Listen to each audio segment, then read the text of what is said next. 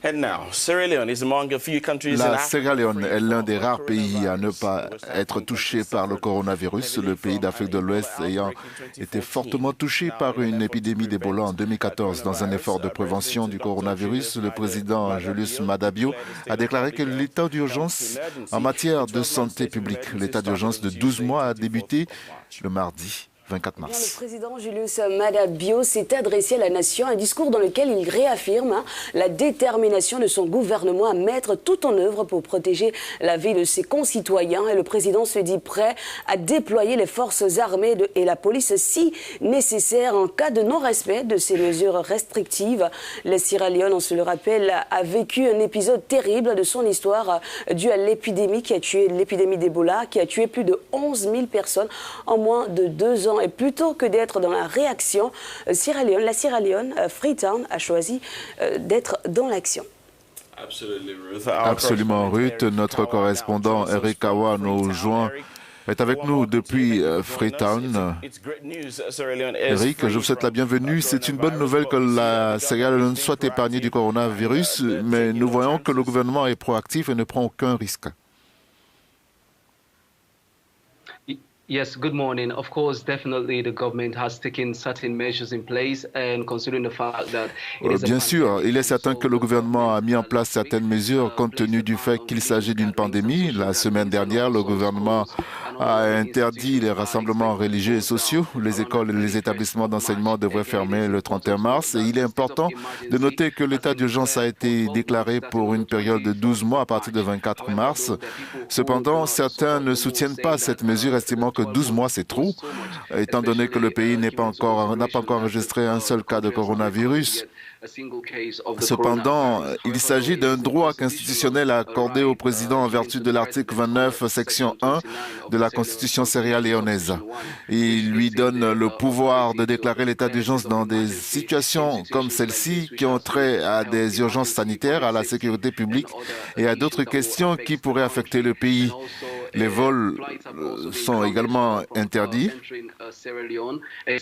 sauf dans des situations d'urgence. Il est également important de noter que de nombreuses personnes s'efforcent de respecter les règles, bien que d'autres ne les soutiennent pas.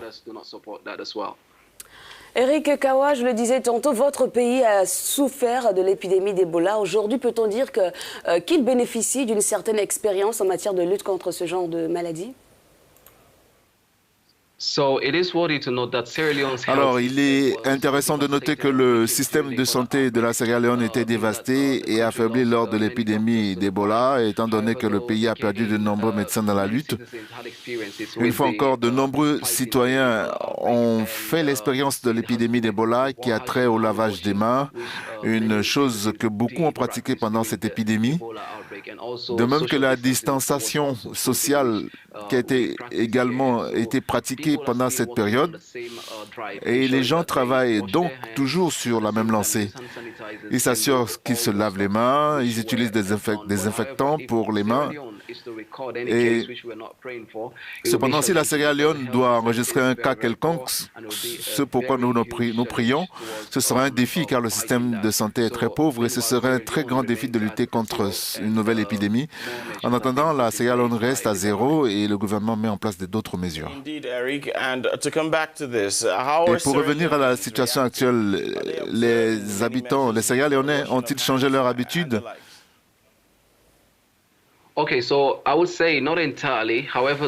Je dirais que pas entièrement parce que, comme je l'ai mentionné, il y a des gens qui se lavent les mains. Vous pouvez aller dans un magasin et dans des centres d'affaires, vous trouverez de l'eau dans laquelle les gens sont censés se laver les mains avant d'entrer dans ces endroits. De plus, les gens ont adopté l'utilisation des désinfectants pour les mains. Même chose dans les transports en commun. Il y a une loi. Les tricycles que nous appelons kéké ont vu leur nombre de passagers passer de 3 à 2 et d'autres. Les véhicules qui transportaient 4 passagers ont été réduits à 1 et la distanciation sociale est pratiquée. Les gens s'éloignent des autres individus et je peux vous dire que tout le monde est désormais suspect. Les gens ne voudraient pas s'associer ou se mêler à d'autres par crainte de contracter le virus. Cependant, certains disent que la familiarité est un autre problème. Ils ne veulent pas se passer de la socialisation et du lavage des mains. On attend toutefois de ces personnes qu'elles respectent les règles pour l'instant, car elles sont temporaires. Elles doivent éviter les poignées de main, les rencontres sociales. Il y a eu beaucoup de changements comme l'interdiction des rassemblements religieux, comme le fait d'aller à la prière le vendredi ou d'aller à l'église le dimanche. Vous voyez que les gens prient maintenant à la maison, qu'ils soient musulmans ou chrétiens, ils prient à la maison. Il y a donc un changement à cet égard. Cependant, on s'attend à ce que la situation soit en train de changer. On attend que la Sierra Leone reste avec 0 cas.